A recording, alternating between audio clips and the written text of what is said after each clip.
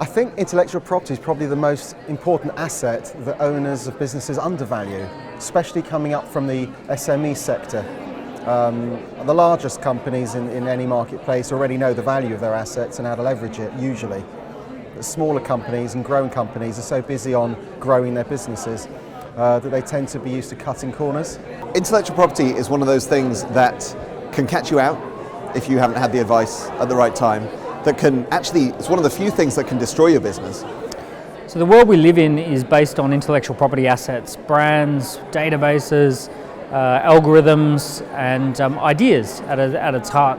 And if you're not well versed in identifying intellectual property, protecting intellectual property and laying claim to intellectual property, you're missing a huge asset that exists within today's economy.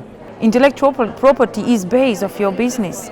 No point being smart if you can't market, if you can't, your business going forward, if you cannot establish what's actually yours, what are your ideas?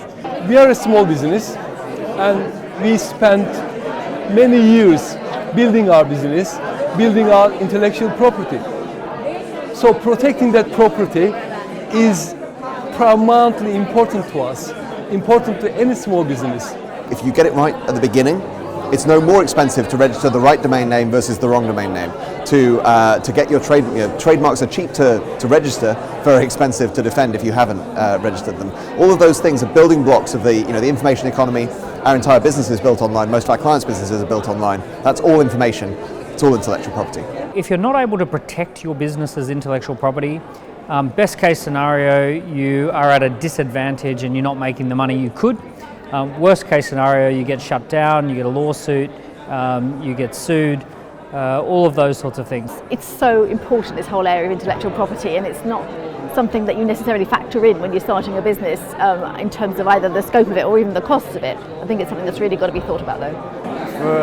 For my business, it's crucial having control of the image rights, having control of the brand, having control of any information we put out there in the public domain. In the same way every investor is thinking about how to maximize the value of their investment, every business owner should be maximizing the value of their ideas. Take advice. Take advice at the outset. Take advice as you're growing. Take advice as you're developing ways to exit your business and sell it. We are one of Shireen's customers. Our company has been rebranded in 2013, and with Shireen's help and guidance, we have chosen a name for our company that will be trademarked, as well as it can pass all the necessary requirements so that we could trademark it, protect it, and build our brand on that basis.